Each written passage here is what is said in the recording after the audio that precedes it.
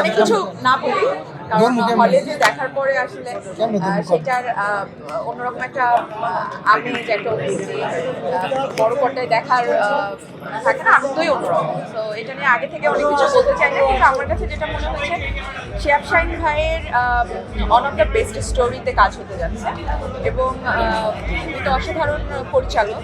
তো আমার কাছে মনে হয় যে ছবিটা অসাধারণ হতে যাচ্ছে, কারণ টিমটা অসাধারণ। টিমে বিশু ভাই আছে, টিমে সুমেরা আছে, আমি আছি, রনি ভাই, শিহাব শাহীন ভাই, আমাদের সবার প্রিয় সারিয়া শাকিল।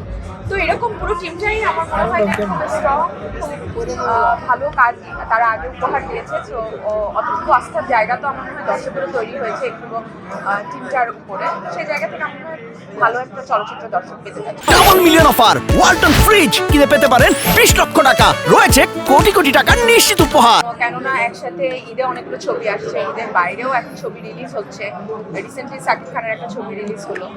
তো যেরকম দেখা যাচ্ছে যে দর্শক ঈদ ছাড়াও হলে আসছে, এরকম যদি আসে এটা আমাদের চলচ্চিত্রের জন্য অনেক ভালো।